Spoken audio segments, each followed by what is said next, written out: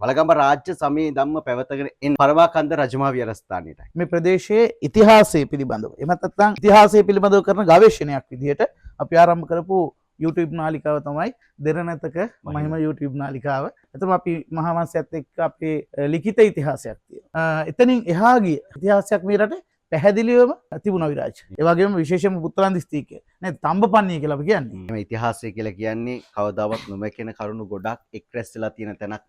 දුටුගැමුණු රජතුමත් මේ ස්ථානයට අනුග්‍රහකත්වයෙන් දක්වලා තියෙනවා. ඍජුව වළගම්බා රජතුමා රැඳී හිටපු විහාරස්ථානය. කතාව ඉතිහාස විශ්ලේෂණය අපේ හාමුදුරුවෝ මැදිහත් වෙලා දෙන්නතක මහිම YouTube නාලිකාව ඔස්සේ Facebook පිටුව ඔස්සේ කතා කරන සූදානම්. සිංහල සෙල්ලිපිය විශේෂ වෙන්නේ ලංකාවේ බ්‍රාහ්මීය අක්ෂර වලින් යුක්ත සෙල්ලිපිය අතර දිගම සෙල්ලිපිය.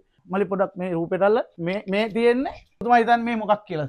එතකොට ඒ පුදුවෙල්ලිය සුමන කියන හාමුදුරුවන් යටතේ තමයි මේ ඉදිකිරීම කීර්ති සීරාසිංහ රජතුමායි කාලේ කෙරලා තියෙන්නේ. ඔබ වහන්සේට බොහොමත්ම පින් මෙවැනි කාර්යයකට අපිත් එක්ක එකතු වුණාට